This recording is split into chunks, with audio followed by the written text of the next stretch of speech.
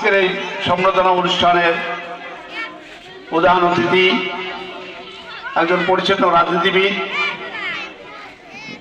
বঙ্গবন্ধু আদর্শের ছাত্রলীগের সেই নির্ভীক সৈনিক, যার সংগ্রামী জীবন অনেক কঠিন। যখন এই বরিশালে বঙ্গবন্ধুর আদর্শ প্রচারের জন্য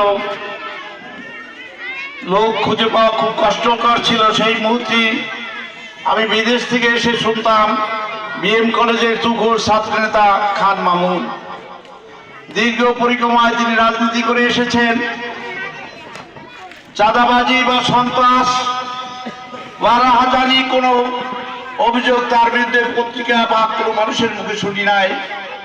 সেই পরিচ্ছন্ন রাজনীতিবিদ খান মামুন নীরবে বঙ্গবন্ধুর আদর্শের সৈনিক হিসাবে রয়েছে এবং কাজ করে গেছেন।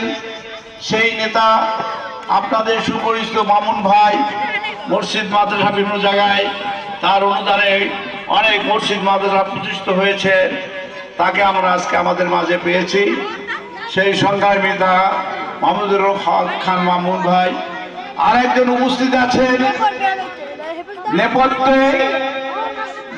যখন বরিশালের মহানগরের রূপকার, সিটি কর্পোরেশনের রূপকার জননেতা শওকত হোসেনের নির্বাচনী পরিচালনা করেছেন আমাদের মহিউদ্দিন বাবুল।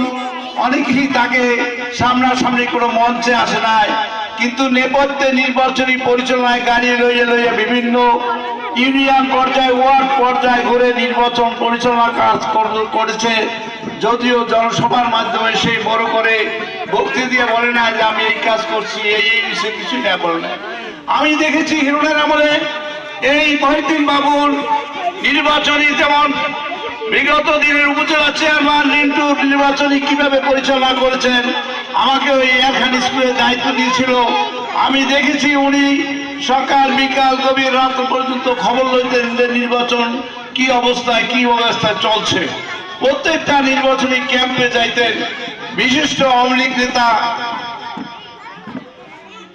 বঙ্গবন্ধুর আদর্শের সৈনিক জনাব মহিউদ্দিন বাবুল, তিনি আমাদের মাঝে আজকে উপস্থিত হয়েছেন। আমি তার দীর্ঘ আয়ু কামনা করি এবং তিনি আমাদের মাঝে আসছে, মামুন ভাই আসছে। আগামী দিনে ওনার মহিউদ্দিন বাবুল যদিও আমাদের পূর্ব অঞ্চলের কর্ণকারী সন্তান,